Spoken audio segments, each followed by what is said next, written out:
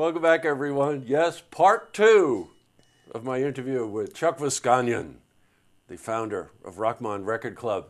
Part one, we discussed, this is all about Hendrix, by the way. Yeah. And part one, we kind of covered a lot of stuff. But the reason we wanted to do part two is that Chuck and I were talking about our own personal experiences. And I was real fortunate, Chuck, in that for many years I was involved with VH1. Yes. When it was all about music. Yep. And one of the experiences that I had, pun intended, if you're talking about Hendrix, was to interview Pete Townsend in London. And he told me a story. And part of the reason we wanted to do part two is that this is so indicative of Hendrix. Pete Townsend was telling me, personally, we're sitting there in a bar having a drink. And he said to me, he was talking about Chas Chandler, infamous name in rock music in London, bass player for a group called The Animals in the 60s, went on to become really icon producer manager in the British music scene. He had signed Hendrix, and he called Pete Townsend up and said, I've got this crazy Texas American guitar player, black guy. He's coming over here and he doesn't have any equipment. Would you please take him to your favorite music stores and show him some amplifiers and get him to decide what he wants? Fast forward, Pete Townsend takes him around in the afternoon, takes him to 5, 6 different music places. They know Pete Townsend is coming. The Who are already gods. They have all the amplifiers set up. Hendrix tries them all, everything else. Doesn't make a decision, goes home. Chas Chandler calls Pete Townsend up and says, hey, Hendrix is playing tonight in a club. Do you want to go see him?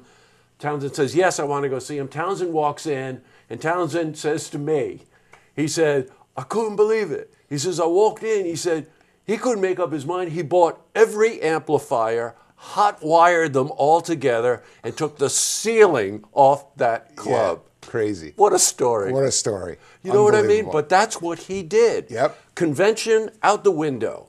Yeah, and he was really into the electronics. I have a couple of pictures of Hendrix being backstage with a soldering iron and the back of his guitar open. Hot wiring something, That's fixing right. something, you know? Exactly yeah, right. Crazy now, guy. Chas Chandler played a huge role in his career. Chas Chandler was basically, they say he discovered him, but really the person that discovered Hendrix was Linda Keith. Oh, Keith who Richards. was Keith Richards' girlfriend, right. And at the time. And she saw Hendrix at Caffe Lena and was just enamored, just said, this is something brand new. Couldn't get the Stones interested, couldn't get Andrew Loog Oldham interested, the Stones manager. Nobody really was interested in doing anything with him because at the time they really thought a lot of what Hendrix was doing was about gimmicks, and he didn't have a really good style, which was very important to the Stones. So she believed, and she kept going from record label to record label, manager to manager. She walking down the street in New York City, outside a club, she sees Chas Chandler. Now, she didn't know Chas Chandler.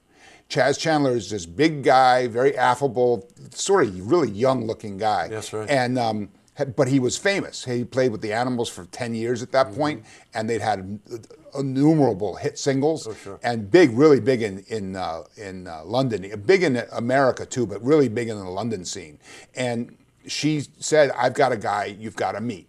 And she brought him to see Hendrix, and that's what started it all. Now, and the reason, just a real quick story, the reason that he loved Hendrix right off the bat is Hendrix was playing a song called "Hey Joe," that Chandler had already heard and thought this would be a great song if somebody just did a really different version of it. It's such a great story song. And Hendrix was doing it, and they became instant friends and bonded right away. Now, he brought Hendrix over to London. Yeah. Now, you got to realize that London at the time, you've got the Who, you've got Cream, you've got, you know. The Kinks, the Rolling Stones. Oh, my God, it was the whole thing. Cream. But here comes this guy really encroaching on the territory of the likes of Eric Clapton. Yeah. Right? Yeah. There's a great story about Clapton being a little freaked out by this guy. Yeah, well, you know, Hendrix meets Clapton for the first time, and one of the things that Chandler had to promise Jimmy was that he'd introduce him to Eric Clapton when they got to London. That's right. That's one of the ways he got him on the airplane, with his guitar, his hair rollers. Jimmy used to roll his hair to get it big, friggin' frizzy, and $40 that he had to borrow. That's right. Okay, he gets on the plane to go to England, and he's there a week, and Chandler takes him to see the Cream play at the Polytechnic Institute there. And Jimmy walks up to Eric, says hi, and says, "You mind if I jam with you?" They don't know what to say. Jack Bruce says, "You can plug into my amp." Because, Jack Bruce is always trying to make things easy.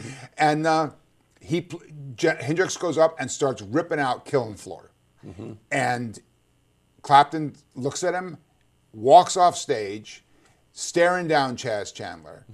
And about a week later, Townsend says that Clapton called him up and said, "Hey, do you want to go see a movie?" Well, those guys had never communicated like that. And they knew each other. They'd see each other. They played on bills together. But they didn't know each other as friends that would go see a movie. Now, I'm going to stop you. Yes. Okay? Because you want the rest of the story, you have to go to Rochmon. Tuesday, April 17th, go to Rochmon. The end of the story is worth hearing. So for that alone, you've got to go. You've done this before. Yeah, I've done this before. That's right. Well, it's great to see you. Hendrix, Awesome. Rochmon Record Club, Caffe Lena, Tuesday, April 17th, next Tuesday. Get there early. The thing sells out now. Get there early, 6:30 max. Show starts at 7 o'clock. And as you can probably tell, between the passion and the homework that he does and the subject matter this time, this is something that you're really going to want to see. Oh, God. It's Sweet music. It's anarchy. Falls from my Fender's fender. Turn it upside down. Turn it upside down, inside out, and then chew it up. Yeah, chew it up. Yeah, guys. Okay, that's it. I'll see you Tuesday night. Jesse, thank you so much. You're welcome. To see this interview again, you can head to our website, looktvonline.com.